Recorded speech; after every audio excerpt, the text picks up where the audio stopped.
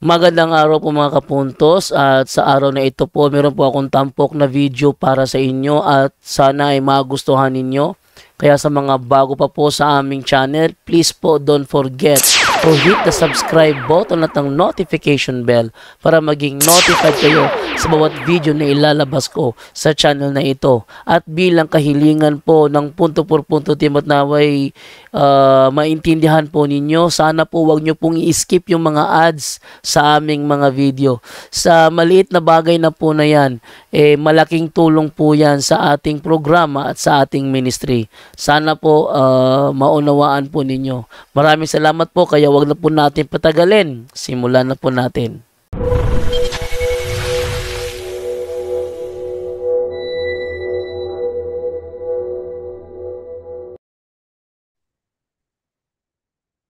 Ayan, thank you sa iyo, Brother Angel.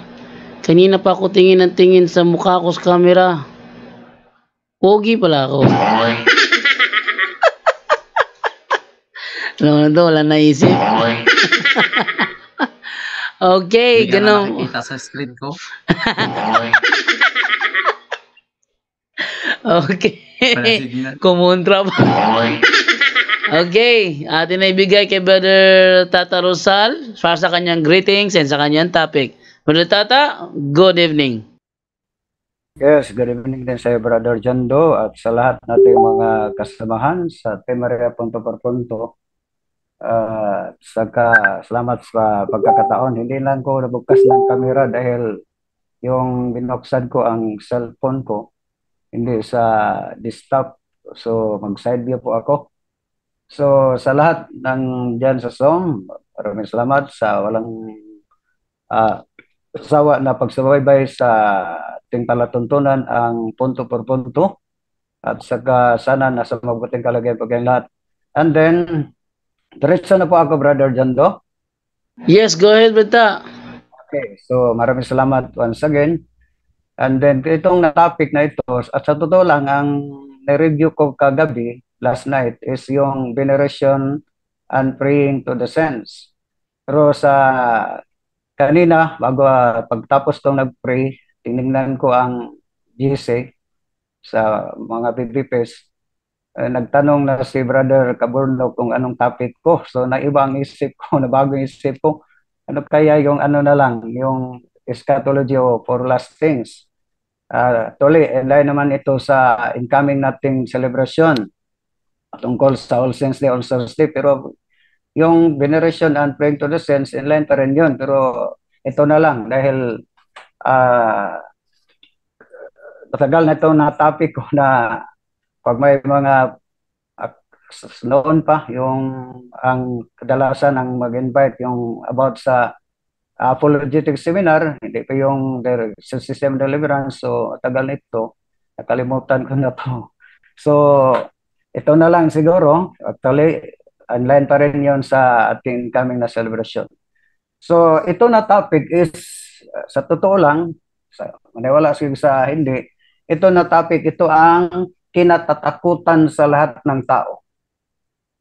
Kahit pa yung mga born again na nag-claim sa kanilang sarili na sila ay ligtas na, matakot pa rin, di ba? With respect sa kanila na tuwing linggo may public preaching din sila doon sa kabila sa public ball at kami dito sa may left side.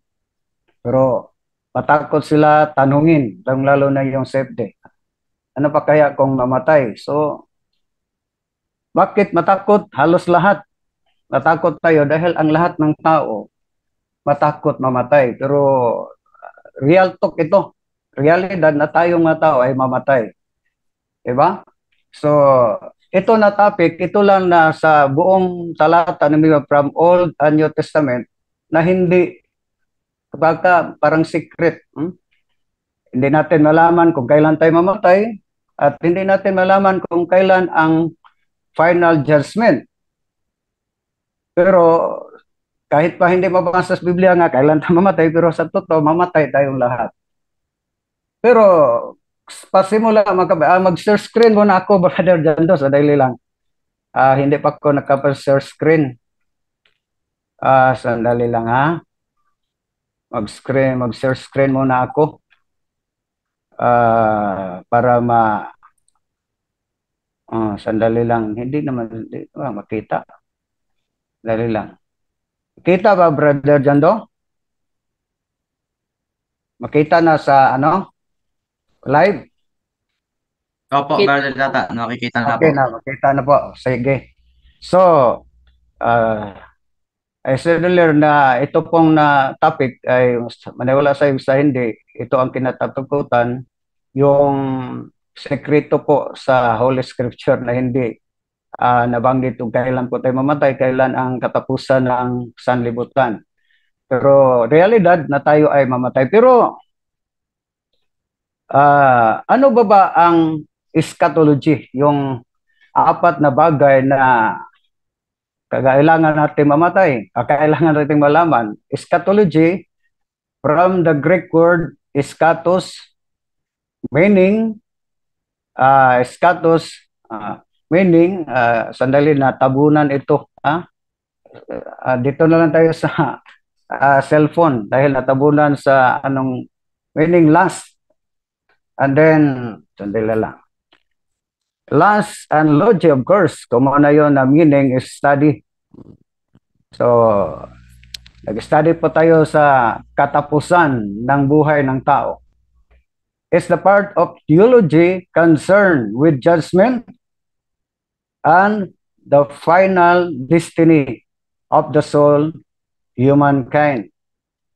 Ito nga subject is, kung sa pagkaalam ko lang, sa theology, kung sa major seminary, gusto silang magpari, pagkaalam ko lang, ito na subject is 1 year na subject na ito, pero ito nga sa ngayon, at ilang minuto lang siguro, dahil ang pinaka-basic lang sa naturang topic ang ating kinukot. So, ating ulitin natin, ano pa ba yung eschatology? Derived from Greek, eschatos, meaning last, and logi, meaning the study about sa ating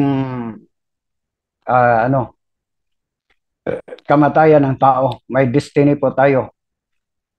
Sa totoo lang, sa pasimula, ang tao ginawa ng Diyos na walang kamatayan, na si Adan at si sandali lang, dito muna tayo dahil so ito po, dalawang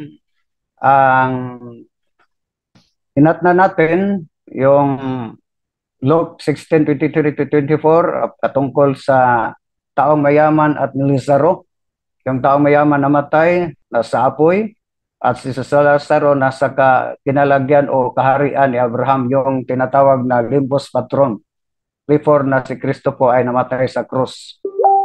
Limbus Patron.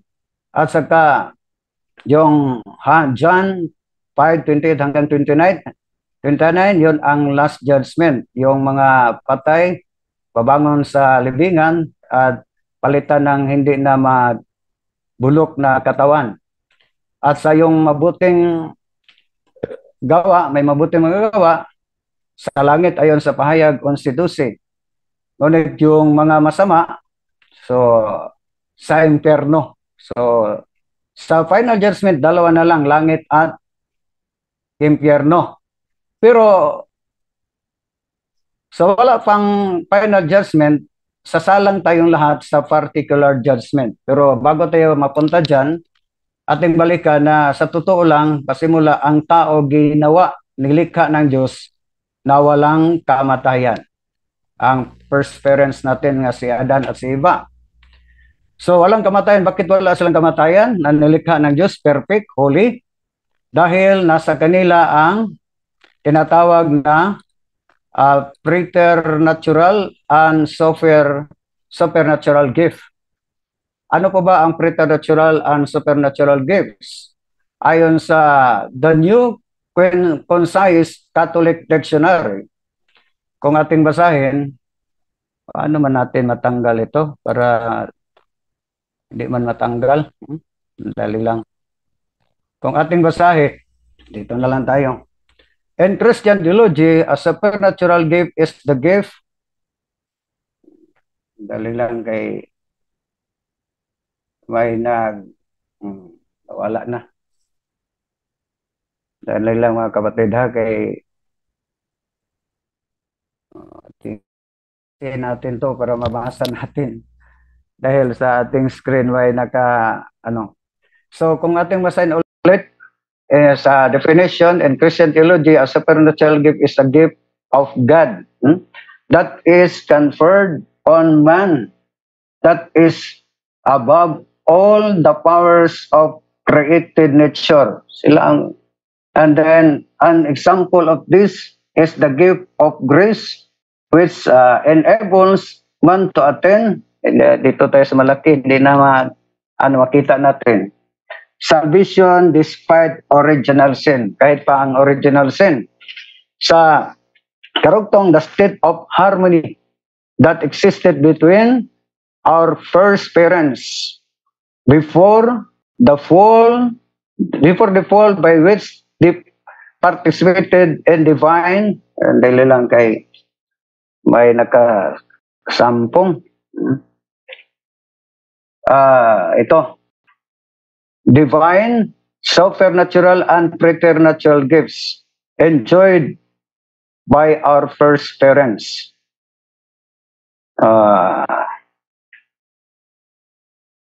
Enjoyed our first parents before the fall. This includes sanctifying grace, an exemption from sin, suffering, death, and concupiscence. So ito po ang title po ng tao sa panahon na nilikha ng Diyos. Walang kamatayan. Dahil bakit walang kamatayan? Dahil hindi po magkasakit. Kahit pa araw-araw kayo nagkakain ng litson, bomba, balbakwa, hindi kayo magka-high blood dahil walang kamatayan. So, atong balikan, includes na ang sanctifying grace, exemption from sin, suffering, death, and concupiscence.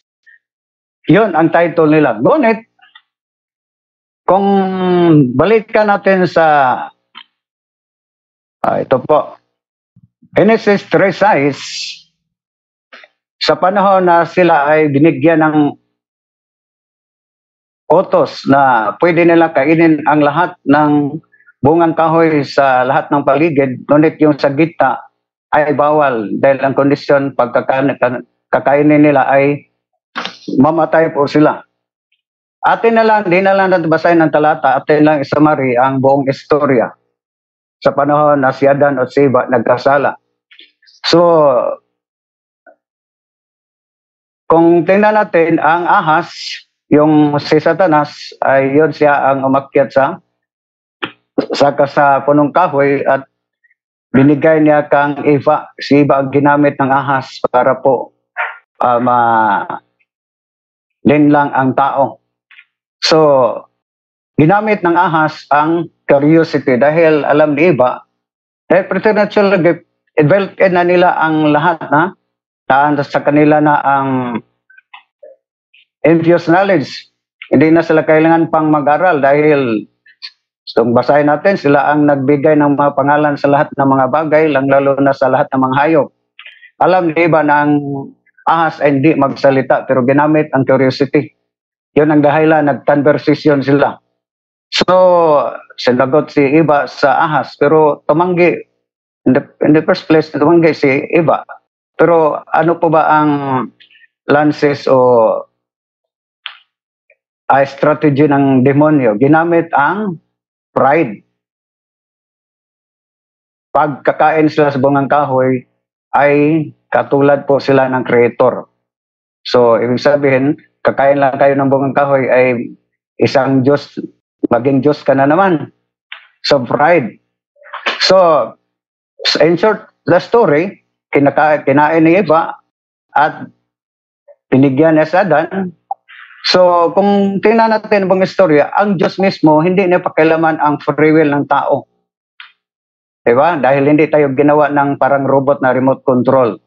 Pakialaman ng Diyos ang free will ay hindi na po tayo tao, robot na po tayo. So, hindi na pakialaman. Pero, pag magawa ng kasalanan ng tao, ang Diyos ay maniningil. Diba? Hindi na pakialaman ng ating free will kung anong gawa tayo ng masama o mabuti, pero paggawa ang ating gawain ay masama, sa masalungat sa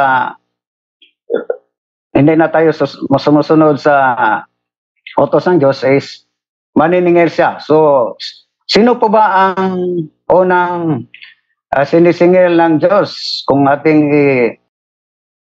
kuhan sa ang buong istorya, di ba? Si Adan bilang padre de pamilya. Ang sabi ng Diyos, lalaki, nasaan ka naman? Hindi yon totoo na ang Diyos mismo hindi niya alam kung saan ang tao, ang lalaki si Adan. Dahil yon, isa yon sa batayan ng mga kapatid nating Islam na iba yung Diyos ng mga Kristiyanos kay Kang Allah. Dahil ang Kang Allah, omnipresence. Ngunit yung Diyos ng mga Kristiyanos ay hindi omnipresent dahil nagtanong pa, hinanap pa niya ang tao.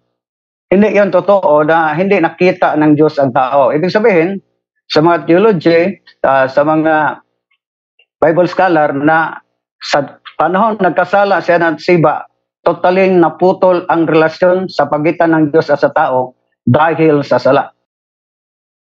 Yun ang nasaan ka naman. So, ibig sabihin, sa Bisaya, nalayo na sa pananaw sa Diyos ang tao dahil sa sala. Then, bakit kinain niya ang bungang kahoy? Hindi ibig sabihin na hindi alam ng Diyos na kinain ang bungang kahoy. Gusto lang Diyos na ang tao ay magsisi sa kanyang kasalanan, aamin sa kanyang kasalanan. Diba? Bakit ginawan? Pero kung ating tinan all context, ano bang sagot ni Adan? Hindi siya nagsisi. Sino ang rason niya? Anong rason niya? Si Eva ang dahilan. Bakit kumakain siya? Tinanong naman ng Diyos si Eva, ano pa ba ang rason ni Eva? Ang ahas ang dahilan. So, ibig sabihin, sabi ng iba nga, maliit lang, konti lang sala ni Adan o ni Eva, parang pakas lang yun. Pero bakit naging death penalty? Dahil hindi nila inaamin at pinagsisihan ang kasalanan. Ang bitin po ang dahilan. Ang bitin po ay hindi yun basta-basta aminin na bitin dahil ang bitin o ahas pala. Sorry po sa mga Tagalog. Ang ahas pala ay si Satanas, siya po ang ama ng kasinungalingan. Ayon sa Juan 8:44. Naalala ko lang yung sabi ni Padre Padre sa Alameda Cotabato nga kadalasan magkumpisal ang kasalanan kumon yung magsisunangaling. Pero yun ang pinaka-worst dahil yung ama ng kasinungalingan, Padre Balungkit pala, is ang Satanas ayon sa Juan 8:44. So in short, sa story, naputol ang relasyon sa pagitan ng Diyos at sa tao dahil sa sala. Ibig sabihin, hindi natin katatakutan ang kamatayan. Ang katatakutan natin ang sala. Dahil yun ang sala ang makapahiwalay natin sa Diyos, sa presensya ng Diyos. So, ang epekto sa sala ni Adan at Eva, totally na nasangla ang kanilang titulo ni Satanas, yung preternatural world, preternatural gift, at supernatural gift. So, yun ang dahilan, nakapasok ang kasalanan sa sanlibutan ayon sa Roma 5:12. Hinala natin basahin sa ang buong nabata. Kaya kung paano na sa pamamagitan ng isang tao ay pumasok ang kasalanan. So, isang tao, sinong tao? Si Eva. So, kung ating basahin paano ba matanggal ito para makita natin? Hindi matanggal yung sa screen ko sa desktop. Para matanggal natin. Hindi makita. So, yun ang problema. So, kung ating basahin, Roma 3:23, sapagkat ang lahat ay nangagkasala nga at hindi nangagkaabot sa kaluwalhatian ng Diyos. So, lahat ng tao ay nagkasala. So, Episodos 15:16, yun na ang redemption. So, atin namang na topic yung ano po ba ang ibig sabihin ng redemption. Hindi na lang natin, kunin na lang natin meaning about redemption. Dahil nagpasalamat po tayo na ang tao ay nagkasala, may ikalawang persona na naging tao para po tayo tubusin. Ngunit yung anghel nga nagkasala, walang anghel, walang Diyos na para nagpa-anghel para maging anghel para po tayo tubusin. Ang redemption of Christian theology, redemption Greek, apolutrosis, refers to the deliverance of Christian from sin. So, diretso na tayo. So, hindi natin pwede na diretso tayo sa final judgment. Samantalang sa panahon ngayon ay wala pa ang general judgment sa final judgment. So, ang lahat ng tao na mamatay ay harap ng particular judgment or individual judgment. Diretso na lang po tayo sa particular judgment. Kung basahin natin ang Hebrano 9:27 na kailang mamatay ang bawat isa at pagkatapos ay harap siya ng hukom. Ano po ba ang harap ng hukom? Kung basahin natin Tobias 4:3 sa The Living Bible by Monsignor Rapp, kapag tinanggap na ng Diyos ang aking kaluluwa, ilibing ang aking katawan. So, bagsak na naman yung panampalataya ng ating kapatid ng mga STE na ang katawan at ang kaluluwa ay isa lang. Ang ginamit nila yung Genesis 2:7 na ang tao ay naging buhay na kaluluwa. Hindi nagsabi ng katawan ay naging buhay na kaluluwa, naging kaluluwa na buhay. Ecclesiastes 12:7, at ang alabok ay mauwi sa lupa gaya ng una, at ang diwa ay, yung espiritu, ay babalik sa Diyos. So, sa physical death, tayong lahat ay aharap ng hukom. Ano pa bang harap? Yung kaluluwa. So, kung ating tingnan ang incoming natin celebration, yung All Saints Day, All Souls Day, yon ang Communion of Saints. Celebrate po tayo sa tatawag na Triumphant Church. Lahat ng nasa langit ay mga banal na.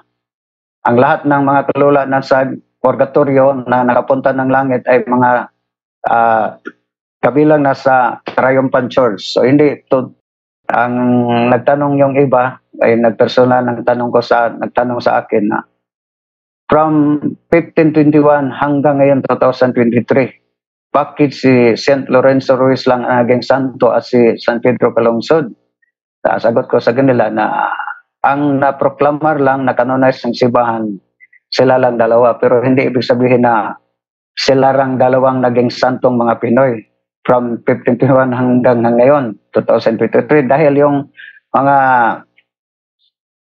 ating mga kamag-anak na nasa kabilang buhay na, siguro ang iba nandyan pa sa purgatorio, pero siguro ang iba nandun na sa langit. So yun ang dahilan mag-celebrate tayo ng Todos los Santos con All Saints Day. So atong balikan ang 1 Corinthians chapter 5 verse 8 na malakas ang loob namin, ang sabi ko, at ibig pa namin na mawala sa andali lang kay may dito na lang tayo sa cellphone. Mawala sa katawan at mawala sa katawan at tahanan na kasama ng Panginoon. So sapagkat tayong lahat ay kailangang mahayag sa harapan ng hukuman ng Diyos. So ibig sabihin lahat ng tao, generic term. Kahit pa yung mga kapatid natin sa ibang pananampalataya, customer sila sa kanya, o sa marsalungin silang aral, katulad ng mga STE na ang kaluluwa at ang katawan isa lang, pag mamatay ang tao, nandun sa libingan, naghintay ng general judgment, parang animal soul ang nasa kanila, hindi spiritual soul. Yung isang STE dito sa amin, So, ibig ko sabihin yung kaluluwa ni Ellen Goldwhite hanggang ngayon nandun pa sa libingan dahil wala pang general judgment. Nandun pa sa libingan ang kaluluwa ni Ellen Goldwhite. Dahil ang katawan natin kaluluwa ay isa lang pero sumasalungat yon sa turo ng Biblia. So, ang lahat, ano pa ba ang hukom? Tumanggap bawat sa isa sa bagay na ginawa natin sa ating katawan, ginawa maging mabuti o masama. So, yun ang particular judgment. Tapos, and physical death, mamatay ang tao. At sa hukom, ang Diyos po ay hustisya.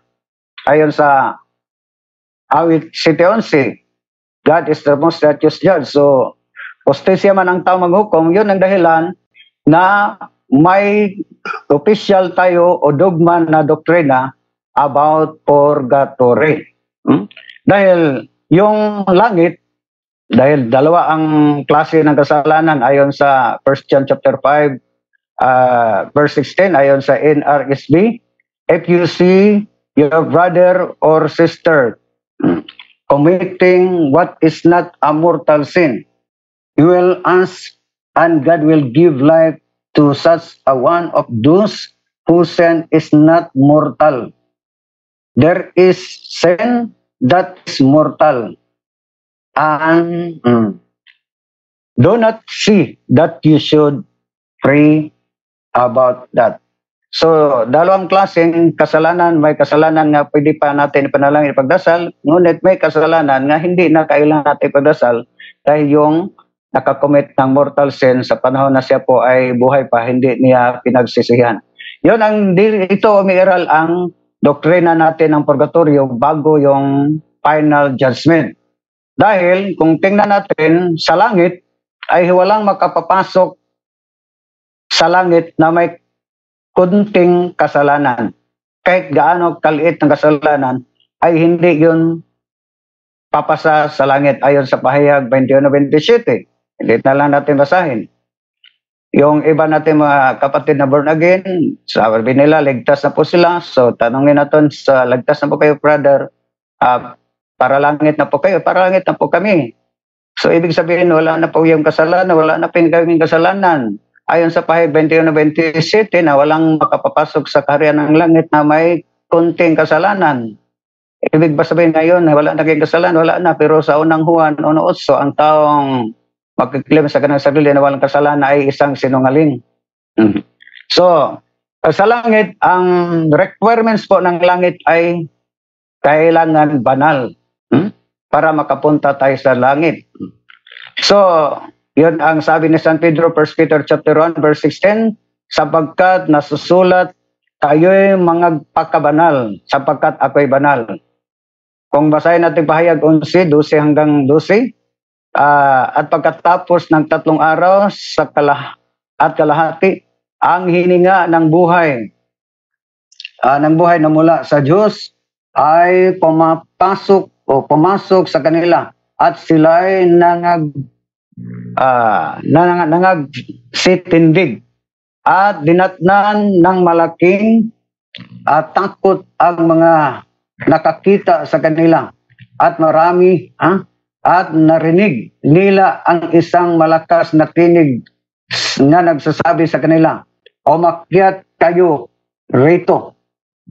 At sabay at sila umakyat sa langit at sa isang alapaap at pinagmasdan sila ng kanilang mga kaaway. So, ibig sa langit, ang makapasok sa langit, ang requirements ay ang pagkabanal. Magsimula ang pagkabanal panahon po sa pagtanggap natin ng bautismo, pagbigay ng pagtanggap ng sanctifying grace. So, isa yung requirements para makapasok tayo ng langit dito sa libatan. Parang kung gusto kayo mag-abroad, kailangan mag-process kayo ng visa o kaya yung passport, kayo ang mag-process, hindi ang bang tao, di ba? Ikaw ang mag-process para maka-abroad po kayo. So ito, tayo ang mag-process para po tayo maging banal. So, pag banal na po tayo, triumphant church na po tayo, ang trabaho natin doon ay tagadasal lang po tayo. Naalala ko yung i-insert ko muna yung istorya, isang istorya na sa isang mga kaparian natin na sabi na kahit gaano ka makasalanan ng tao, pag humiwalay ng kaluluwa sa kanyang katawan,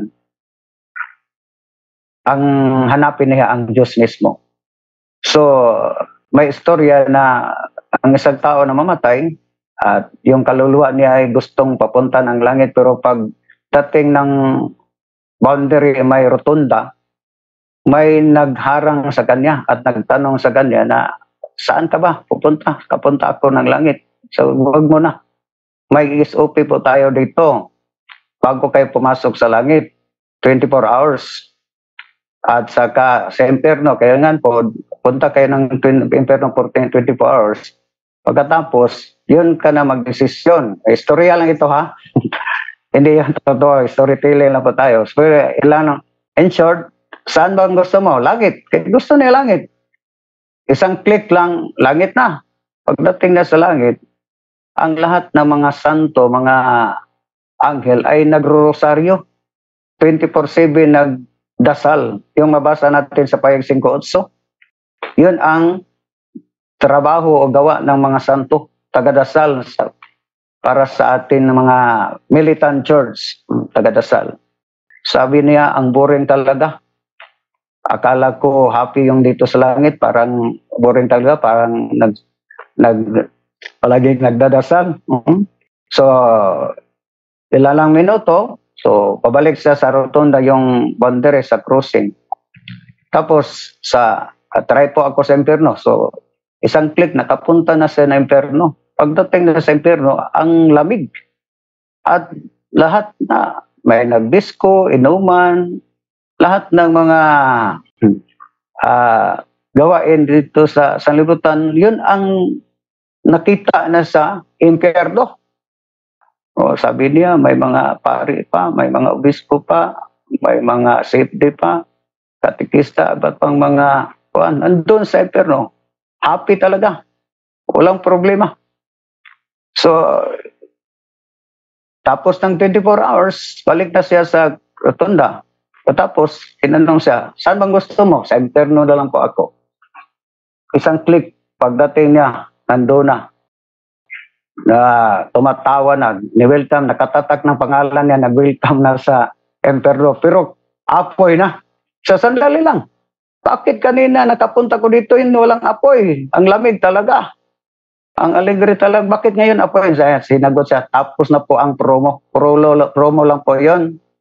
So, mag-ingat tayo dito sa lupa. Ang daming promo dito. Hindi natin alam yung promo para impyerno pala yon. So, ang daming promo dito sa lupa. So, ano po ba ang purgatorio? Dahil sa ngayon sa hindi, totoo, maniwala tayo sa hindi. Sandali lang, paano tanggalin itong isang problema sa akin dito. Pag magbasa ako, hindi na natin makita dahil ito na lang. Ano po ba ang purgatorio? Sa The New Lexicon Webster's Dictionary of the English Language, atin na lang basahin sa page 811, ha? Bakit nag-purgatory? Dahil sa panahon ngayon, kailangan pa tayo dadaan sa purgatorio dahil wala pang final judgment. Purgatory is the state or place when the souls of the departed do in a condition of rest are purified by suffering before they enter paradise. A condition of suffering, it was purgatory. It was purgatory to have to listen. So, sa ML is purgatorium. So, temporal punishment, in short, Summary, temporal punishment. Kung tingnan natin mismo ang aklat ng SDA, Alpha and Omega Volume 8, sa page 416, may definition. Purgatory is a temporal punishment to pay, as also those souls which leave this world guilty only for venial sins. Ibig sabihin, ang magkapunta sa purgatory, yun lang mga venial sins sa panahon na siya mamatay in physical. Kung ating basahin, ito po ang isa sa mga argumento ng mga kapatid natin sa iba't ibang mga sekta na ang purgatorio ay imbento lang ng simbahang Katoliko dahil nagsimula lang yung doktrina ng purgatorio sa panahon na sa 1274, 1274 AD. So, ibig sabi nila, mula sa 1st century hanggang 11th century, wala pang purgatorio ng Katoliko. Sa council lang po ng Lyon, the purgatory, the Catholic doctrine, sabi dito, sandali lang, kay nawala na naman. Sabi dito na, at the Second Council of Lyon in 1274, the Catholic Church defined for the first time its teaching on purgatory in 2 points. Some souls are purified after death. Such souls benefit from the prayers and pious humakajus duties that the living do for them. So tayong kanina isa sa mga sa aming bishop dito, yung reflection niya araw-araw sa text study na nanawagan po siya ng lahat ng mananampalataya ang magnobina para po sa lahat ng kaluluwa sa purgatory dahil ang mga nasa Church of Suffering wala silang kakayahan, kapangyarihan na magdasal sa kanilang sarili. Nagdepende sila sa dasal natin mga militant church yung dito sa sanlibutan. Ngunit sila makadasal din sa atin. Na yun ang communion of saints. Kahit nasa sila purgatory, pwede siya magdasal. Isa sa batayan natin yung parable sa taong mayaman, yung Luke 16:20-24, na ang taong mayaman ay nandun sa apoy at yung si Lazarus nandyan sa kaharian ni Abraham. Nagdasal pa ang taong mayaman kang Lazarus, kang Abraham, di ba? Sa ibang mga theologian ay hindi pa yun impyerno. Dahil yung impyerno, atay namang last natin ngayon, sa naturang topic natin, atin namang banggitin ang impyerno ngayon, ang last natin. So, mamaya ating malaman kung ano po ba, bakit hindi pa yun impyerno. Dahil nakakita pa siya ng taong banal. Ang impyerno, hindi na po kayo makakita ng taong banal, hindi po kayo makakita ng wala nang tinatawag na beatific vision. Yung terminal of beatific vision. Ibig sabihin, pag naka sa impyerno, ang lahat ng makita mo ay mga demonyo na o satanas. Yan ang dahilan na sabi ko yung mga ibang mga kapatid natin na kahit kapitbahay, pero parang hindi na sila kapitbahay, pero magsamba, pag ipakita natin ang yung pari magsabi na ramin dito, panagsunay, pero hindi tumitingin dahil para sa kanya galit na galit, parang demonyo yung mukha ng kapitbahay niya dahil galit siya. Pero pag kayong dalawa, ma-imperno po kayo lang ang magtinginan doon, di ba? So dahil sa imperno, lahat ang makita nimo, hindi na po kayo makakita ng banal na tao, beatific vision, kahit na, lalo na ang Diyos, ang demonyo, ang lahat ng mukha ng demonyo ang makita mo. So, ito po, then nagdasal pa ang taong mayaman ni Lazaro, ni Abraham. So, yun ang batayan na ang mga nasa purgatorio ay pwede sa magdasal natin mga militant church, ngunit sa sarili nila, wala silang kakayahan na magdasal sa kanilang sarili. Yun ang dahilan na nanawagan ang aming Archbishop dito, Martin Sarmiento Humad, na first time na mag-celebrate po tayo sa All Souls Day na nanawagan sa lahat ng mananampalataya Katoliko na mag-novena para po sa lahat ng mga kaluluwa before sa Mass. So, ito, sabi nila, nagsimula lang ang purgatorio 1274 na.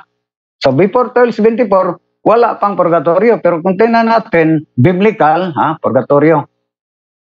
Kung basahin natin ano po ba ang definition sa purgatorio, ating mabasa ang context o ang content dyan sa Biblia. kung basahin natin ang karunungan ni Solomon sa Kapitulo 3, talata 3 hanggang 5. At basahin, dito na lang sa cellphone. Ha? At ang pagpanaw nila ay tuloy ang pagkawala. Yung pagpanaw, ibig sabihin pagkamatay. Ha? Ngunit ang totoo, sila'y nananahimik na. Bagamat sa tingin ng tao sila'y pinarusahan. Ngunit ang totoo, ni-undergo ng parusa. Ngunit ang totoo, sila'y nasa buhay na walang hanggan. So, ibig sabihin, dadaan ng parusa, pero hindi yon impyerno. Dahil makamit pa nila ang buhay na walang hanggan, kaligtasan. Ang kaunting pagtitis nila ay tutumbas ng malaking pagpapala. So, ibig sabihin, kung ang definition ng purgatory is temporal punishment, mabasa natin sa Karunungan ni Solomon na may temporal punishment pala. Ayon sa Marcos 9:49, sabagat ang bawat isa'y dadalasayin sa apoy.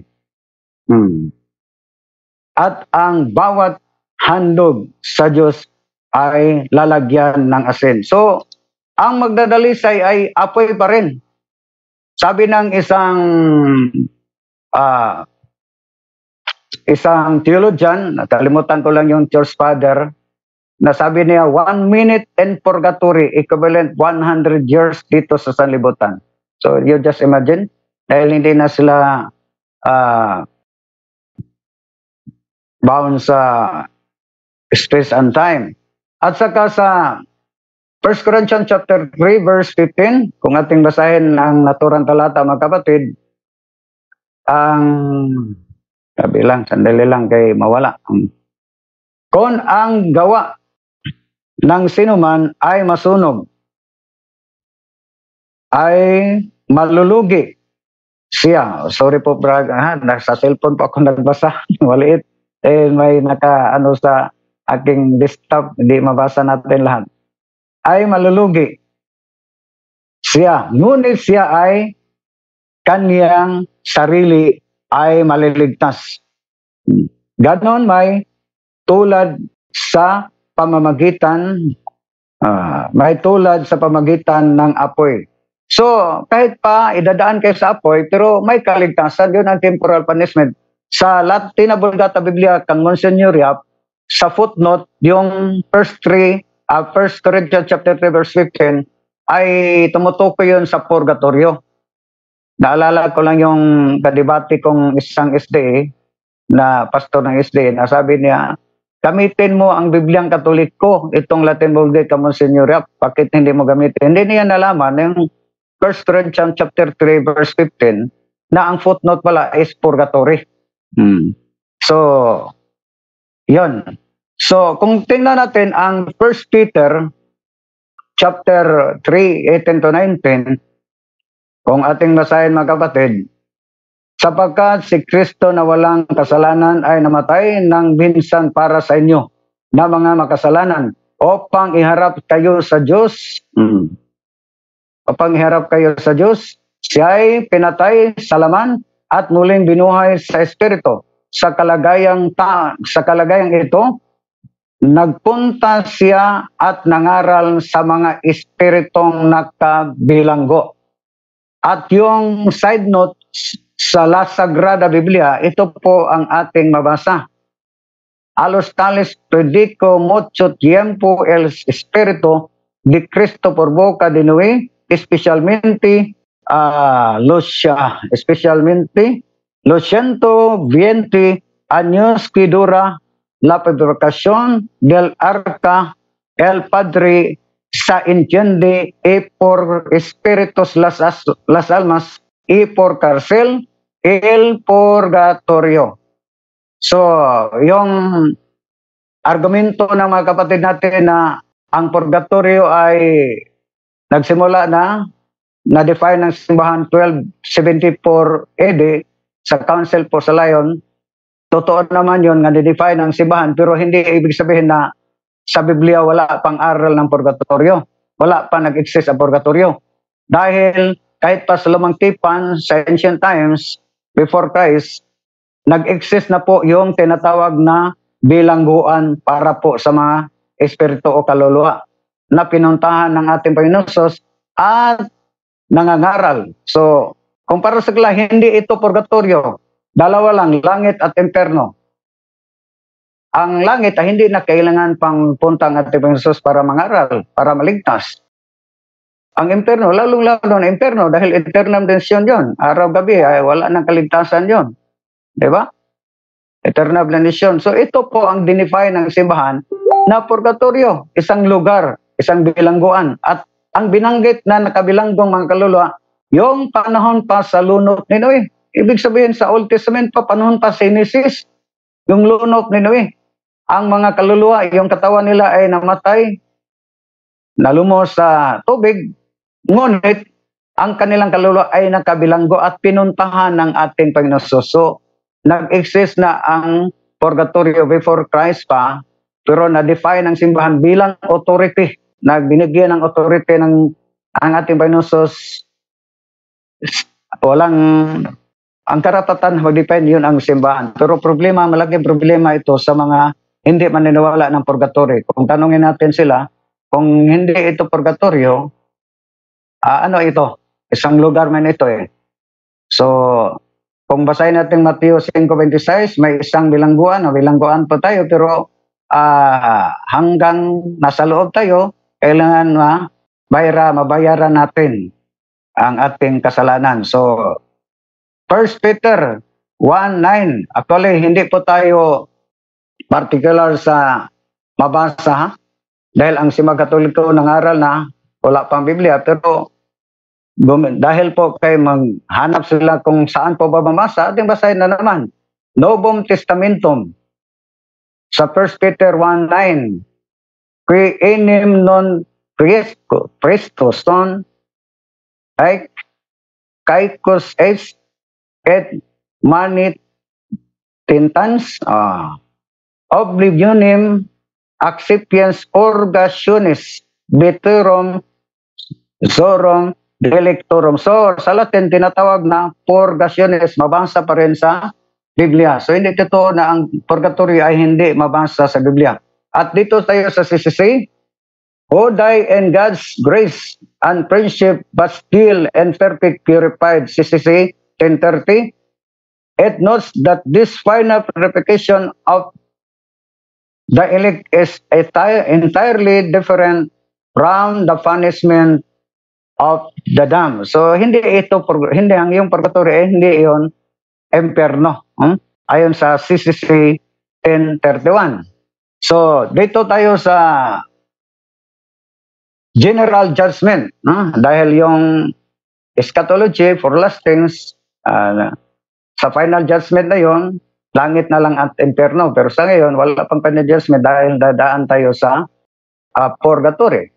General judgments ayon sa 1 Peter chapter 3 verse 10, kung ating basahin, datapot darating ang araw ng Panginoon na gaya ng magnanakaw. So, ibig sabihin, hindi alam natin kung kailan, katulad ng magnanakaw, na ang sangkalangitan sa araw na yan ay mapaparam na kasabay ng malaking ugong at ang mga bagay sa langit ay mapupugnaw sa matinding init at ang lupa at ang mga gawang nasa lupa ay pawang masusunog. Ito po ang ano po bang term? Palatandaan sa katapusan ng sanlibutan, end times, sa 2 Peter chapter 3 verse 10, general judgment.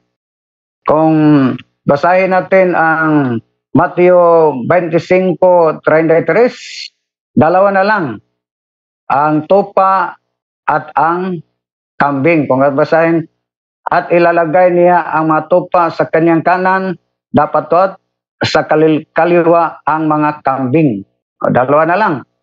John 5:28-29, huwag kayong mamangha sa bagay na ito, sapagkat darating ang oras na ang lahat ng nasa libingan, mga libingan, ay makakarinig ng kanyang tinig. Sila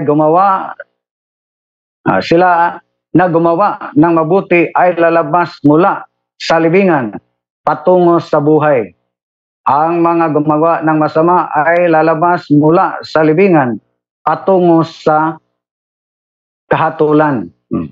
Kung basahin natin 1 Corinthians chapter 15, 35, tama 42.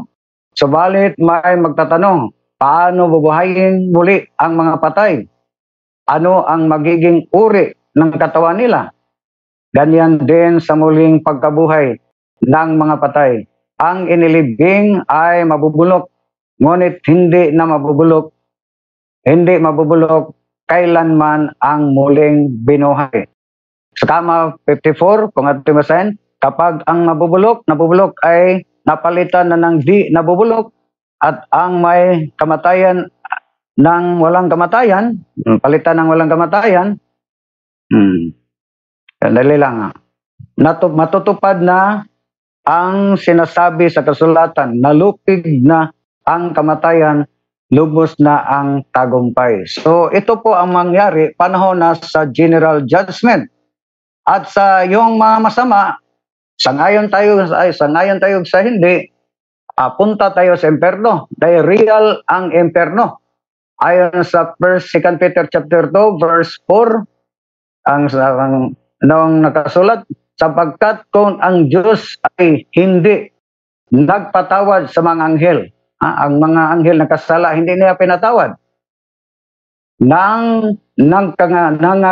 mga kasala, ang mga yaon, kundi sila'y ibinulid sa imperno at kinulong sa mga hukay ng kadiliman upang ilaan sa paghuhukom.